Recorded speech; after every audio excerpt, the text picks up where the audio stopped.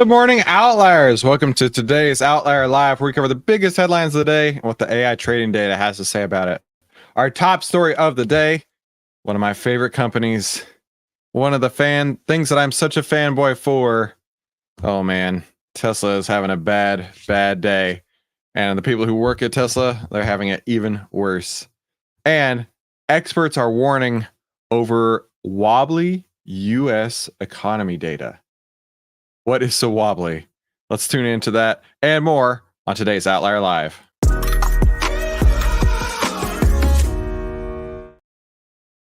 All right, so I'm gonna get this out of the way right off the top. I am a Tesla fanboy. I'm a Tesla owner, and I think Elon Musk is changing the world. Now, with that out of the way, you can go ahead and leave the comments down below. Chris, you're such a Tesla fanboy. Yes, I am. Okay, we've established that. But Tesla is laying off 10% of its workforce. Oh, yikes. That's not a good look. Tesla's laying off about 15,000 people worldwide. So I am curious about where these people are and in what sectors and everything, because Tesla as a company is doing lots of cool things, right? They've got the charging infrastructure, they've got the automotive manufacturing, they've got all the software that's going into it. It's a broad company. There's a lot going on with this. So let's dive in and see what's going on. Tesla confirmed it's laying off more than 10% of its global workforce following weak first quarter deliveries and increasing competition in the EV market. Over the years, we've grown rapidly with multiple factories scaling around the globe. And with this rapid growth, there's been a duplication of roles and job functions in certain areas. We believe it's extremely important to look at every aspect of the company for cost reductions and increasing productivity. This action will prepare Tesla for our next phase of growth, as we're developing some of the most revolutionary technologies in auto, energy, and artificial intelligence. So this followed a leaked internal memo from Elon saying that the automaker is looking to cut costs and increase productivity after years of rapid growth that have led to duplication of some roles in certain areas of the company. The world's most valuable automaker employs about 140,000 people worldwide, and that it'll affect about 15,000 employees. Daggum, 140,000 people worldwide. That is pretty crazy. I didn't realize they were that big. The layoffs come after Electrek reported Tesla had told managers to identify critical team members, paused some stock rewards, and canceled some workers' annual reviews. I'll tell you what, if my annual review had gotten canceled and my stock rewards had been paused, I'd be like, "Ooh, what's going on over here, Elon?" But it says that was at Gigafactory Shanghai. Now, that's interesting too, because the Chinese automaker BYD, we don't have those in America, not yet at least that I'm aware of. But BYD is basically saying we are going to take over the EV market in China. And they're selling cars for like $10,000. They're selling them dirt cheap because they are being as strong as they possibly can, thinking we're going to capture as much market share as we can, take it all over, and we're going to boot any other company basically right out of the country. So I think a lot of what we're talking about here may be going on at Gigafactory Shanghai, because Tesla's looking at BYD as a competitor thinking, whew, there's no way we're going to sell cars that cheap. I don't know how they're doing it, but one way they can definitely come back, claw that back a little bit, is by laying off some people. Labor is one of the most expensive items, if not the most expensive item, for basically every company out there.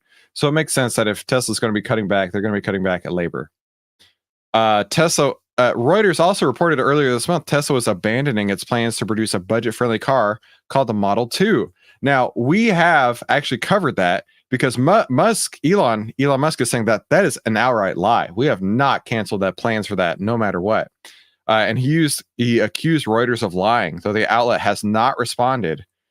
So yeah, I'm not really sure what's going on with the Model 2, but I'm going to take Elon's word for it and say that that's probably coming out soon. Oh, here it is, the BYD. Automaker has been faced with escalating price war in China, a key market for the EV maker, as low-cost competitors like BYD have forced it to reduce prices and cut into its margins. Yeah, BYD is really trying to take out Tesla. So let's go take a look at the AI trading data for Tesla. We actually just got a sell signal in Outlier on Tesla yesterday, April 16th. So if you're a Tesla shareholder, now may be the time to be taking your profits off the table, right? And you probably do have some profits because if you had been following these signals from Outlier, you would have seen a 1,032% gain versus buy and hold at 206. That's an incredible amount of alpha right there. Incredible amount of gain over the market. And like I say, we have a sell signal just yesterday in Tesla. So if you want to get your hands on these signals just like this every single day, be sure to head over to OVTLYR.com to see why outliers win. Let's go see what the internet says about this, right? Tesla's planning to lay off 10% of its workforce. I bet the Tesla haters are going to come on strong on this. Let's see. This person says it's bullish. This person says it's Biden's America. They will applaud his fall 10%. Forgetting that these are real people that are losing their jobs. When this is the day we'll come back together, now it's just far left and far right. Okay, so he's talking politics here. Dismal, LOL. Media dragging Elon, so transparent. The media hates X. If you support the side that censors free speech and facts, you're not woke or progressive, you're a tyrant. Okay. The hate for the only billionaire, Elon Musk, that cares about the future of your existence is insane. You can dislike what he says, but sure, no one else is even close to contributing his progress to humanity. That's kind of how I've always felt. I appreciate that. I'm going to throw a like on that person's post right there. So yeah, I'm not sure where this is going to lead, but Tesla, in my opinion, is by far the greatest auto manufacturer in the world, and it's not even close. And yeah, I definitely am a Tesla fanboy.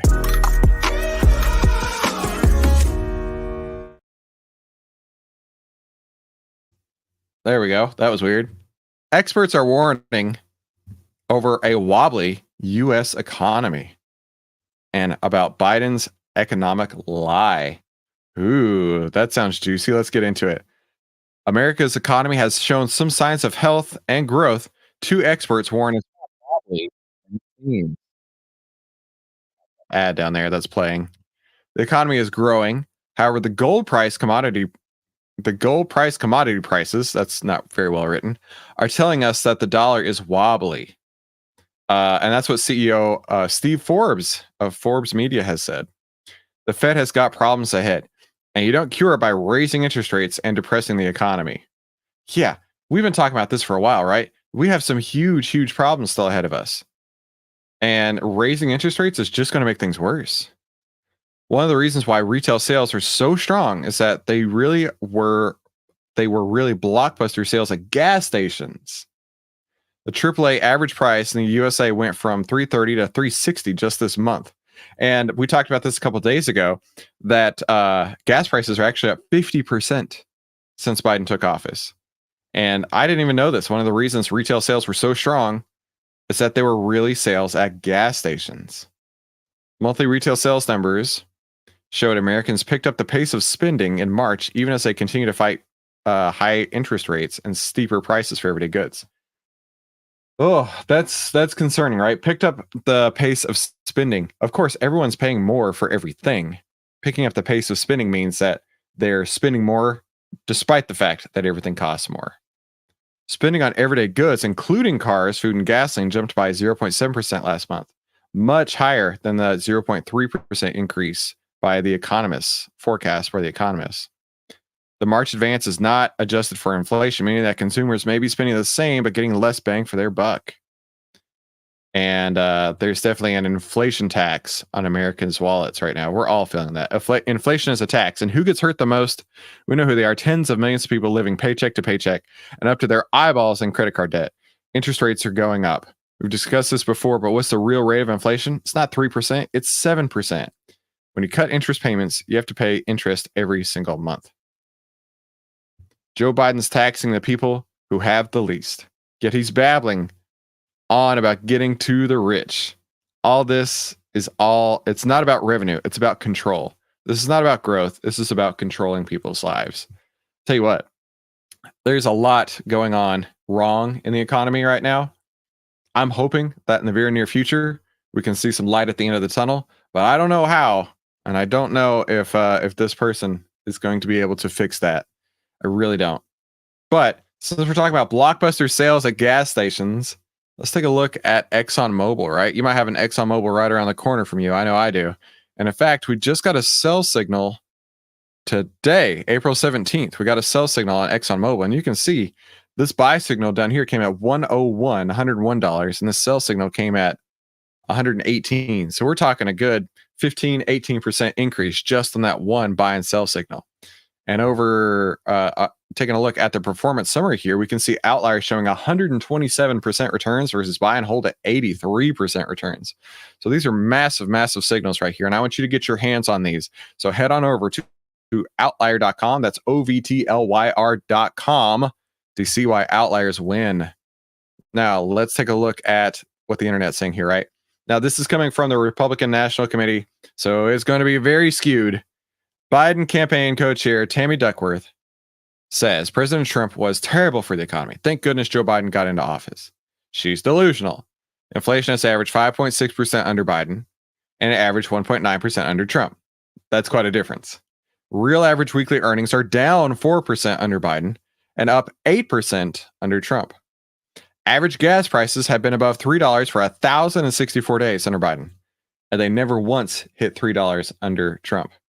The average fixed rate mortgage were 2.7 when Biden took office, and they're about 7% today. So yeah, over and over and over again, the economy was so much better 5 years ago. We all remember that. We all remember that. This person says, who put Tammy Duckworth in charge of anything? So Democrats lie about everything. Biden inflation. So the real state of the union is overall 13%. I've heard that number is as high as 20%. Rents up 12, food's up 19, cars up 19, gas up 39%. It's up 50% now. That's a bit old, a bit dated at this point. That's an ad. This person says all they do is lie and gaslight. I just filled up my gas tank and it was $5.83 a gallon. Oh, geez Louise, it was under half of that under Trump. This administration is lying about jobs. Many corporations are helping them lie about advertising for jobs, but not filling them. Lies, lies, lies, and garbage. So I don't know. You tell me in the comments down below. Are you actually seeing the economy get better? I'm very curious. Personally, I'm not seeing it yet. I still see a lot of red flags out there. So I got to know in the comments down below, what are you seeing? And I got to know, what's YouTube showing you? Right now, they're showing you 2 videos, and you should click on one of those to watch more. And thank you so much for tuning into today's Outlier Live. I'll see you on the next episode.